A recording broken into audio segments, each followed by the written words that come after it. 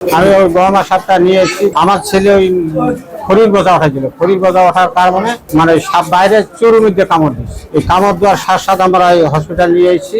এখানে এসে ডাক্তার সাহেব ইঞ্জেকশন করছে। ইঞ্জেকশন করার পরে বর্তমান আপাতত সুস্থ আছে। দুইটা সাপে কাটা রোগী আসে, একটা হচ্ছে বটতলি চুচুলি থেকে আর একটা সাপ ময়দান দিঘি থেকে। তো একজনের সাপ ধরে নিয়ে আসছে, ওনার সাপটা হচ্ছে গুখরা সাপ। গুখরা সাপে একটা দাগ বসাইছে, সেই দাগটা আছে এবং সেখানে ব্যথা আছে। তো সেই জন্য আমরা ওনার সমস্যা দেখে আমরা অগ্রিম সাপে কাটার বিশেষ যে অ্যান্টিভেনাম ওটা আমরা দিয়ে দিছি। তো উনি মোটামুটি আল্লাহর মতো ভালো আছেন এখনো। আসলে আমি একটা পঞ্চগড়ের জেলার সকলকে আশ্বস্ত করতে চাই, পঞ্চগড় জেলার আমার প্রতিটা উপজেলায় আমার হচ্ছে সাপে কাটার জন্য যে ইনজেকশনের ভেনাম এটা আমার পর্যাপ্ত পরিমাণে আছে উপজেলা এবং ডিস্ট্রিক্ট হসপিটালে।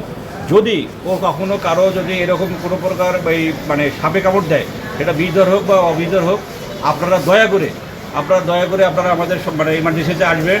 আমরা দেখে যদি আমরা মনে করি এটা বিষধর সাপ, আমরা আমাদের যে মানে আমাদের অ্যান্টিসেপ্টিক ভেনাম আছে আমরা এটা দিয়ে দেবো। আর আপনারা অন্য জায়গাতে ওঝার কাছে বা অন্য জায়গাতে আপনারা সময় নষ্ট করবেন না।